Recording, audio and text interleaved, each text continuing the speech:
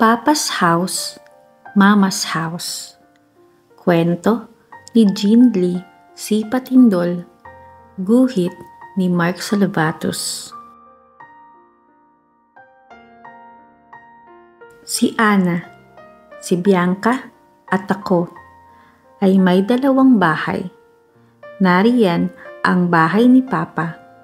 Nariyan din ang bahay ni Mama. Tuwing Lunes, Martes, Miyerkules at Huwebes, nakatira kami sa bahay ni Mama.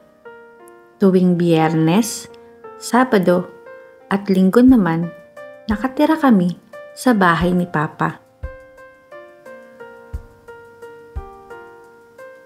Gusto ko kapag nasa bahay ako ni Papa, naglalaro kami ng mga tren at eroplano ko.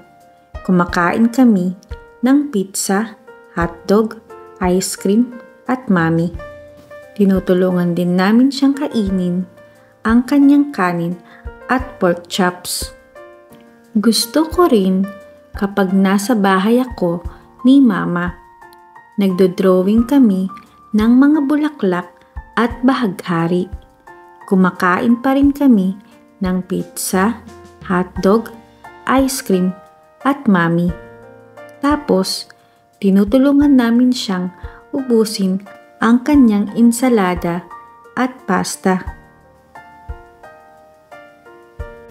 Sa bahay ni Papa, mayroon kaming oras para sa lahat. Oras sa pagtulog, oras sa paggising, oras sa pagkain, oras sa pag-aaral, at oras ng paglalaro. Marami kaming dapat sundin sa bahay ni Papa. Di ko maalala lahat. Ang alam ko lang, dapat lahat ay nasa tamang lugar. At saka, lahat dapat gawin sa takdang oras. Sa bahay ni Mama, may oras din kami para sa lahat. Pero, bahala kami kung paano namin ito gagamitin. Pwede kaming matulog ng maaga, pwede ring hindi. Pwede kaming kumain ng marami o kaunti. Nag-aaral kami kung kailangan at naglalaro hanggat gusto namin. Dalawa lang ang kailangang sundin sa bahay ni Mama. Magsabi ng totoo at linisin ang sariling kalat. Pero minsan, napapagod akong magpabalik-balik. Naguguluhan din ako. May mga damit at laruan ako sa bahay ni Papa. May mga damit at laruan ako sa bahay ni Mama. Madalas, nakalilimot ako. Nasa bahay ba ni Mama ang pulang shirt at tren ko? Na kay Papa ba ang mga kahel kong medyas at gamit pampinta?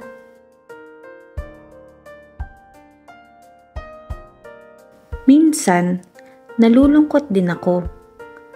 Yung mga Papa at Mama ng mga kaibigan ko, kasama nila sa iisang bahay.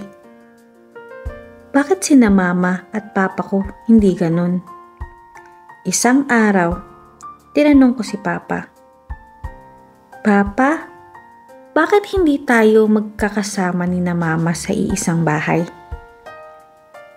Ang sagot ni Papa, "Sa palagay mo ba anak, maaaring maglakbay ng magkasama ang mga tren at mga eroplano?" Ang sabi ko naman, hindi siguro. Sa lupa naglalakbay ang mga tren at sa langit naman ang mga eroplano. Ngumiti si Papa at tinapik ako sa ulo. Kinabukasan, tinanong ko naman si Mama, "Mama, bakit hindi tayo magkakasama ni na Papa sa iisang bahay?" Kinuha ni Mama ang mga pintura ko. Paghaluin natin ang puti at ang dilaw. Anong kulay ang lalabas? Yak! Kakulay ng pupo ni Bianca ang lumabas. Sunod naming pinaghalo ang itim at ang luntian. Yak! Kakulay naman ng pupo ni Ana. Sabi ko, Ma, may mga kulay na hindi pala maganda ipaghalo, no? Niyakap ako ni Mama ng mahigpit. Noong ika-6 kong kaarawan, pumunta si Papa sa bahay ni Mama.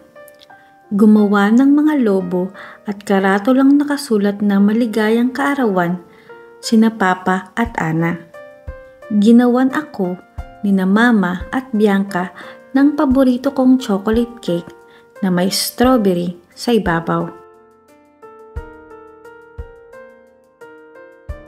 Isa-isang dumating ang mga pinsan ko. Isa-isang dumating ang mga kaibigan ko. Nang dumating na ang lahat ng mga bisita, nagsimula na ang salo-salo. Pinaligiran nila ako at kinantahan ng maligayang bati. Tinulungan ako ni Papa na hatiin ang cake.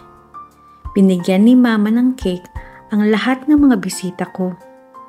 Naglaro kami at nagsaya ng husto.